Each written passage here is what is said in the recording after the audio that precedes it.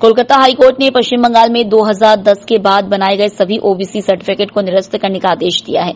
मध्य प्रदेश शासन में मंत्री और ओबीसी का बड़ा चेहरा कृष्णा गौड़ ने कोलकाता हाईकोर्ट के इस फैसले का स्वागत करते हुए कहा कि पश्चिम बंगाल में ममता बनर्जी की सरकार ने मुस्लिम तुष्टीकरण की नीति अपनाते हुए गैर संवैधानिक तरीके से मुस्लिम समुदाय को ओबीसी सर्टिफिकेट जारी कर उन्हें लाभ पहुंचाया, जबकि ओबीसी में सिर्फ मुस्लिम ही नहीं बल्कि अन्य कई समाज भी आते हैं। लेकिन कांग्रेस और ममता बनर्जी की पार्टी के साथ साथ अन्य घटक दल भी मुस्लिम तुष्टीकरण की नीति करते हैं। लेकिन कोलकाता हाईकोर्ट का यह फैसला निश्चित रूप से ओबीसी वर्ग के विश्वास पर खड़ा उतरा है और पूरी भारतीय जनता पार्टी इस फैसले का स्वागत करती है।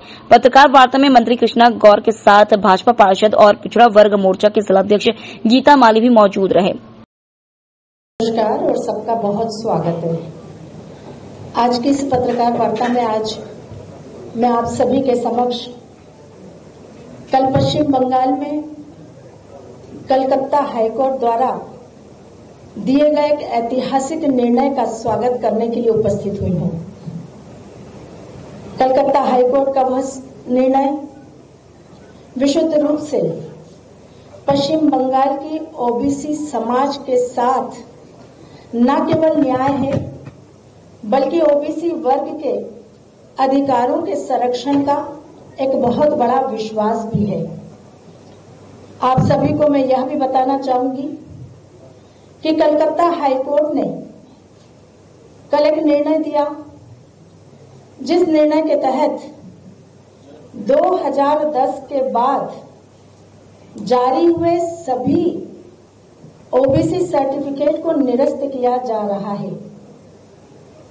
ये सर्टिफिकेट ममता बनर्जी सरकार ने गैर कानूनी रूप से बनाए, असंवैधानिक तरीके से बनाए और पिछड़ा वर्ग आयोग की सलाह माने बगैर बनाए।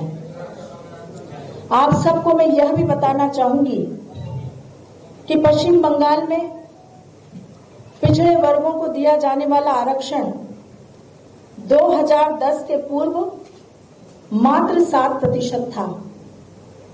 2010 में जब कम्युनिस्टों की सरकार वहां थी, तब कम्युनिस्टों की सरकार ने इस आरक्षण को 17% किया। लेकिन आश्चर्य देखिए, मुस्लिम तुष्टीकरण की राजनीति का एक भयानक उदाहरण कि 7% आरक्षण पहले से ओबीसी का था, 17% आरक्षण अगर किया तो उसमें भी 10% आरक्षण मुसलमानों को दिया।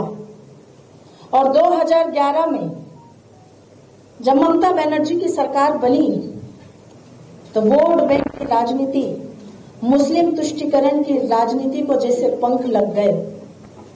2012 में ममता बनर्जी की सरकार ने एक नया कानून पास किया और उस कानून के तहत उन्होंने मुस्लिम जाति उपजाति समूहों को ओबीसी वर्ग में शामिल कराया। एनसीबीसी जो हमारा राष्ट्रीय पिछड़ा वर्ग आयोग है, उसके तहत 1993 से 180 जातियां जो पिछड़े वर्ग की थी वो पश्चिम बंगाल में आरक्षण के दायरे के लिए निर्धारित थी। उसके विरुद्ध ममता बनर्जी की सरकार ने 180 जो जातियां उस समय एनसीबीसी ने निर्धारित की थी, गैर कानूनी तरीके से 113 मुस्लिम जातियों को, उपजातियों को, समूहों को ओबीसी का आरक्षण की सूची में शामिल करके ओबीसी का आरक्षण जारी कर दिया। और उसके बाद सिर्फ जारी ही नहीं किया, सूची में शामिल ही नहीं किया, बल्कि पश्चिम बंगाल में 118 मुस्लिम जातियां, उपजातियां और समूहों को ओबीसी का आरक्षण छीनकर आरक्षण देना मुस्लिमों को, उस प्रक्रिया को प्रारंभ कर दिया, जिसके तहत देखते ही देखते पूरे पश्चिम बंगाल में राज्य सरकार की सरकारी नौकरियों में बड़ी संख्या में मुस्लिम वर्गों की नियुक्तियां होने लगी। पिछड़े वर्गों को दी जाने वाली सुविधाओं का लाभ मुस्लिम वर्ग को दिया जाने लगा, जो सीधा सीधा इस देश की ओबीसी आबादी के हकों पर, अधिकारों पर कुठाराघात था। किस प्रकार से मुस्लिम तुष्टीकरण की राजनीति का वोट बैंक की राजनीति का, वोट जिहाद की राजनीति का यह विभत्स उदाहरण पश्चिम बंगाल में देखने को मिला। पूरे देश ने इसकी भर्त्सना की। ममता बनर्जी सरकार के इस फैसले के विरुद्ध जब एनसीपीसी ने पश्चिम बंगाल सरकार को बार बार इस बात के नोटिस भेजे कि किस आधार पर आपने 118 मुस्लिमों की जाति, उपजाति और समूहों को ओबीसी की सूची में शामिल किया, तो ममता बनर्जी की सरकार ने कोई जवाब नहीं दिया, क्योंकि वो जवाब देने लायक थी ही नहीं। उन्होंने गैर कानूनी तरीके से, असंवैधानिक तरीके से 118 मुस्लिमों की जातियों को ओबीसी की सूची में शामिल करने का काम किया था।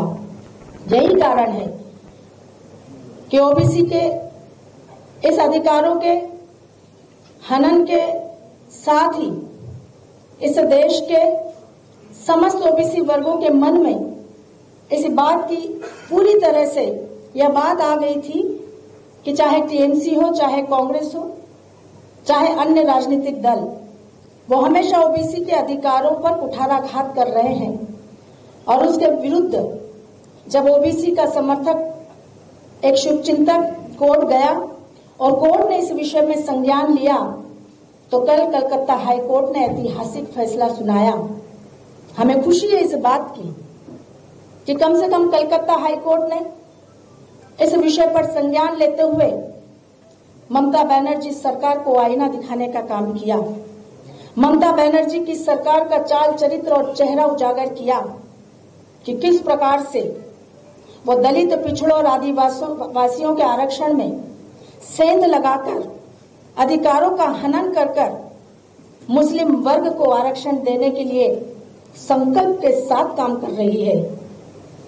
और दूसरी तरफ आज मुझे आश्चर्य है, आप सबको भी आश्चर्य होना चाहिए ये कहते हुए कि ममता बनर्जी सरकार के अहंकार की पराकाष्ठा देखिए आप, कि कोर्ट के आदेश को मानने से इनकार कर दिया।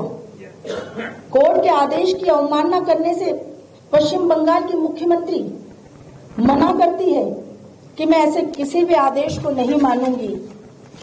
आज हम पूछना चाहते हैं ममता बनर्जी से